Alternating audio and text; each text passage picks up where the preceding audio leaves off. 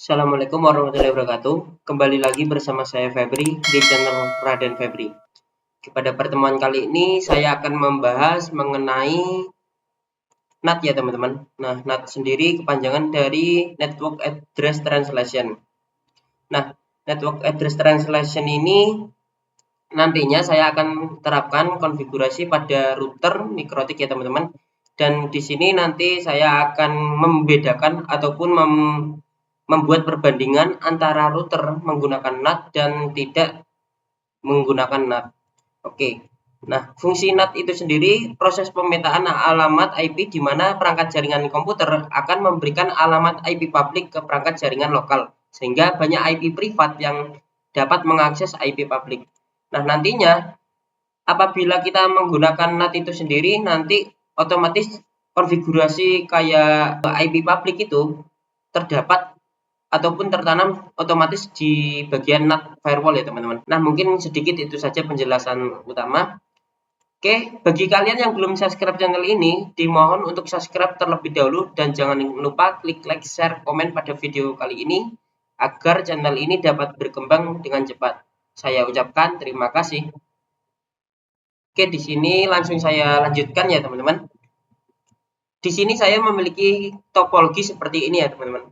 WAN itu yang dimana saya memiliki mikrotik CCR 1009 7G 1C sebagai WAN ataupun sumber internetnya dengan nanti alokasi alamat IP 10.10.10.1 yang tertanam pada bagian WAN /29 ya teman-teman. Kemudian nanti sebagai router distributor saya akan kasih alamat IP 10.10.10.2/29 yang dimana nanti sudah saling terhubung, yakni antara WAN ini dengan router distributor kayak gitu. Nantinya ada salah satu alamat IP ataupun alokasi alamat IP 13.10.23.0/23 ini yang mengarah ke klien. Jadi untuk klien ini di bawah router ini ya 750GR3, di mana nanti saya akan konfigurasi pada router ini 750GR3 ya teman-teman. Mungkin langsung saja di sini sudah jelas ya teman-teman konfigurasinya ataupun topologinya seperti ini. Oke, di sini langsung saya akan buka pada router 750GR3 ya teman-teman. Nah, teman-teman, di sini langsung saya akan tambahkan ya. Di sini sudah ada salah satu sumber yang menuju ke WAN ya teman-teman. Oh ya, ini /30 apa 29 ya? Saya agak lupa. Bentar. Saya kan ganti saja ya. Oke, kayak gini ya teman-teman. Oke, yang ini mengarah ke WAN ataupun sumber internet ya teman-teman. Seperti gambar ini ya. Kemudian yang ini mengarah ke klien ataupun LAN admin ya teman-teman. Di sini saya alokasikan 13.10.23.1/30 sudah sesuai ya teman-teman. Oke. Kemudian langkah selanjutnya di sini seperti biasa untuk konfigurasinya DNS jangan lupa juga, dan di sini langsung saja ya teman-teman saya akan routingkan. Pertama saya akan penerapan menggunakan firewall ya teman-teman. Di bagian root sini kita tambahkan, jadi routingnya untuk alamat IP lokal di bawah sini nanti kita akan kenalkan dengan alamat IP ini ya teman-teman. Langsung saja menggunakan seperti ini, langsung destinasi ke internet. Kemudian 10.10.10.1 apply kayak gini. Nah, ini sudah disable ya teman-teman. Sini coba kita ping. Apakah bisa? Oke, sudah mengarah ke sana.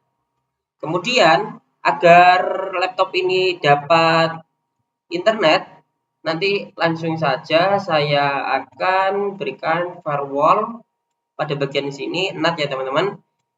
Nah, ini langsung outputnya langsung saja untuk semua interface. Kemudian masquerade izinkan semua, oke. Dan di sini pada bagian connection ya teman-teman yang terpenting. Nah, di sini kalau kita menggunakan NAT, otomatis di connection ini kan tampil semua ya teman-teman. Jadi mentranslasikan IP publik kayak gitu ya teman-teman di lokal kita kayak gitu. Oke, mungkin langsung saja coba ping google.com. Oke, sudah bisa ya teman-teman. Nah, di sini sudah berjalan untuk trafficnya.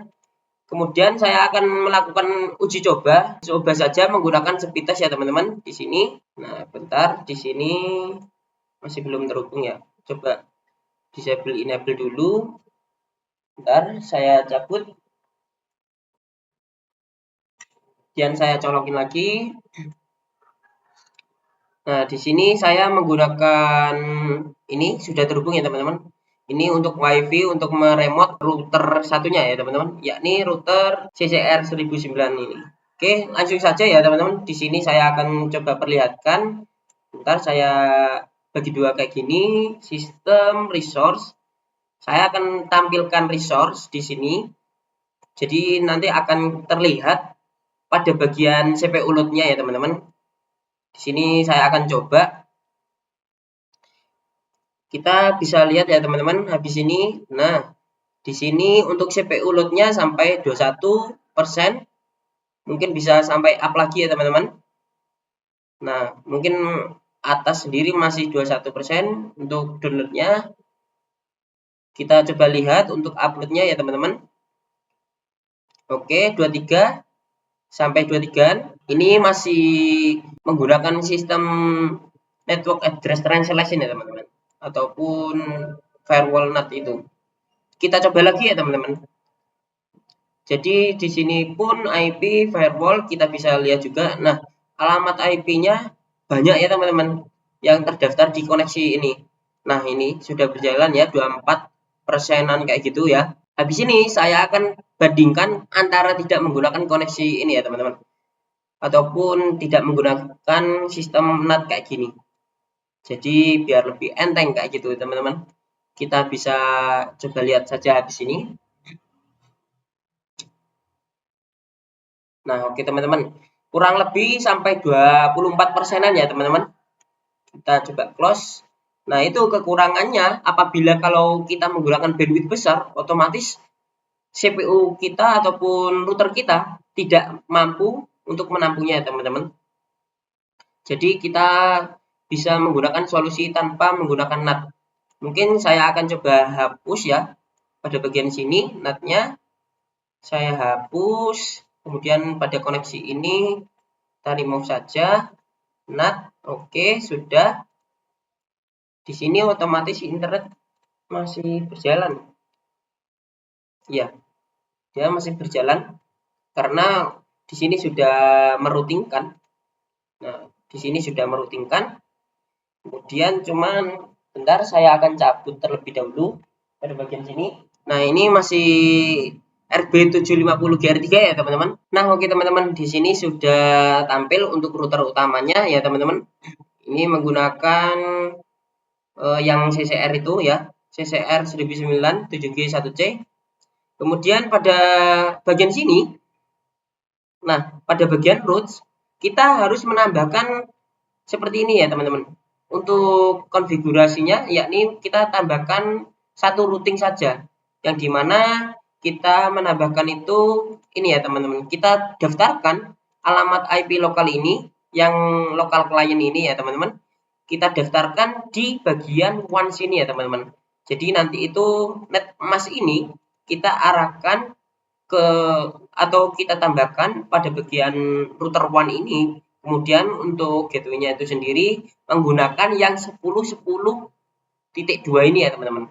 Nah, kurang lebih seperti ini. Kita bisa tambahkan seperti ini ya teman-teman. Semisalkan kita memiliki banyak IP kayak gitu ya, ya udah kita tambahkan satu persatu saja ya teman-teman. Nah, seperti ini ya.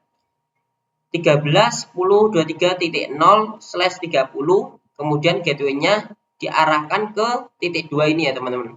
Jadi network dari sini kita lewatkan ke gateway sini. Seperti itu teman-teman. Apabila kalau ada tambahan lagi, satu network lagi di sini, kayak misalkan berapa alamat IP-nya, kayak gitu. Kita tambahkan lagi, kayak gitu. Kemudian di sini coba kita langsung enable saja ya teman-teman. Oke, di sini saya beri komen tes dan di sini sudah disable ya teman-teman. Nah, langsung saya akan terhubung lagi ke router yang satunya, yakni 750 GR3-nya. Apakah sudah terhubung? Nah, di sini sudah terhubung ya teman-teman. Kita coba lihat pada bagian root. Oke, sudah aman ya teman-teman. Pada bagian IP firewall, nah, di sini tanpa menggunakan NAT dan otomatis laptop saya ini sudah dapat koneksi internet ya teman-teman. Oke, coba kita akan uji lagi ya teman-teman. Kita akan uji lagi pada bagian sini. Kita close saja yang satunya ini.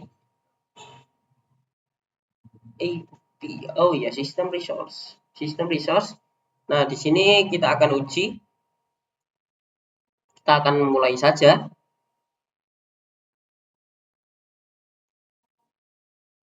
Nah, kalian bisa lihat ya teman-teman, di sini untuk CPU load-nya itu hanya menggunakan ataupun dia hanya mengkonsumsi 9%-an, 8%-an kayak gitu ya teman-teman. Nah, ini 8%. Nah, ini daripada kita menggunakan sistem NAT tadi ya teman-teman. Nah, maksimal ini tadi 10%. Kita bisa lihat IP, firewall, kemudian pada bagian koneksi. Nah, di sini kosong ya teman-teman. Kosong. Cuman dia itu NAT-nya tetap terpasang di bagian one saja ya teman-teman. Karena ini kayak meminimkan ataupun mengecilkan resource-nya itu. Jadi kita sistem kayak gini teman-teman. Nah, kita bisa coba lagi di sini ya teman-teman. Kita bisa coba lihat. Nah, ini 6%, 9%, 7%, 8%. Daripada kita menggunakan NAT tadi ya teman-teman. Kita menggunakan NAT tadi sekitar 24%-an ya teman-teman. Nah, di sini untuk kecepatannya sekian.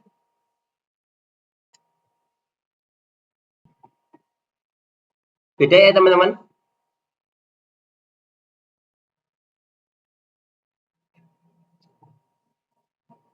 Nah, kemudian kita akan coba untuk disable ya teman-teman. Disable pada bagian routing ini tadi yang kita tambahkan di bagian one. Coba kita disable. Apakah dia berjalan? Kita refresh saja pada bagian sini. Bahwasanya routing tersebut mempengaruhi kayak gitu, mempengaruhi di router distributor kita kayak gitu. Kita coba jalankan. Apakah bisa? Nah, nggak bisa ya teman-teman di sini. Kalau semisal pun bisa pun berarti dia menggunakan yang ini, Radeon Web ini ya teman-teman. Nah, berarti nggak bisa ya teman-teman di sini. Ini ya bisa di google.com. Ini bisa karena kita sudah routing ke atas. Jadi kita namakan routing bolak-balik kayak gitu ya teman-teman. Kalau biasanya saya memberikan nama itu routing bolak-balik. Jadi ini pengaruh banget ya teman-teman. Yang ini tadi. Nah, mungkin itu ya teman-teman yang bisa saya sampaikan mengenai penggunaan NAT dan tidak menggunakan NAT pada router MikroTik.